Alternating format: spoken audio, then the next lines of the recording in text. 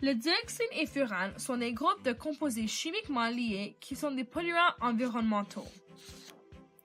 Plus de 90% de l'exposition humaine vient des aliments, principalement la viande, les produits laitiers, le poisson et les fruits de mer.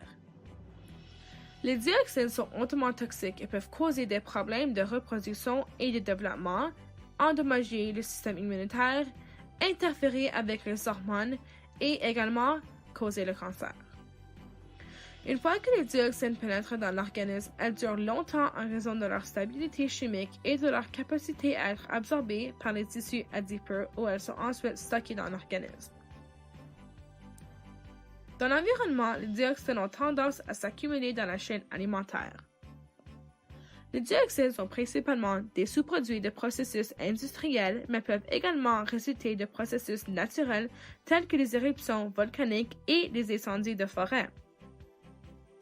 Les dioxines sont des sous-produits indésirables d'un large éventail de procédés de fabrication, notamment la fusion, le blanchissement au chlore de la pâte à papier et la fabrication de certains herbicides et pesticides.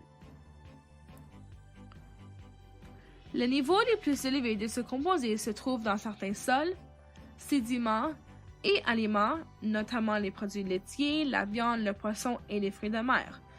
On trouve de très faibles niveaux dans les plantes, l'eau et l'air.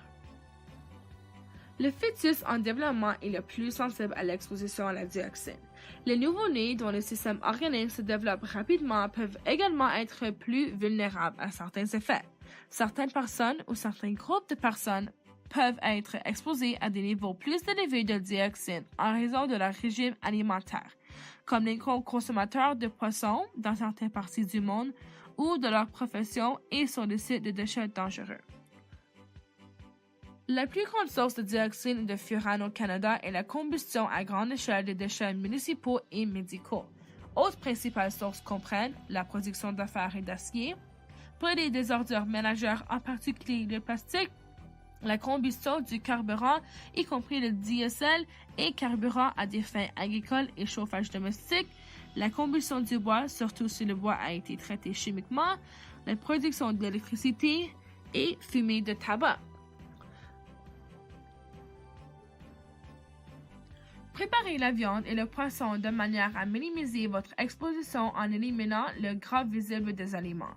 Cuire au four, griller, rôtir, cuire au barbecue ou au micro-ondes au lieu de les faire frire et évacuer l'excès de graisse après la cuisson.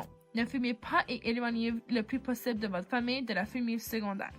Parfois, le terme dioxine est également utilisé pour désigner le 2,3,7,8-tétrachlodibenzopyridioxine, TCDD, l'une des dioxines les plus toxiques. Le TCDD a été associé à l'herbicide Agent Orange, utilisé pendant la guerre du Vietnam pour enlever les feuilles des arbres.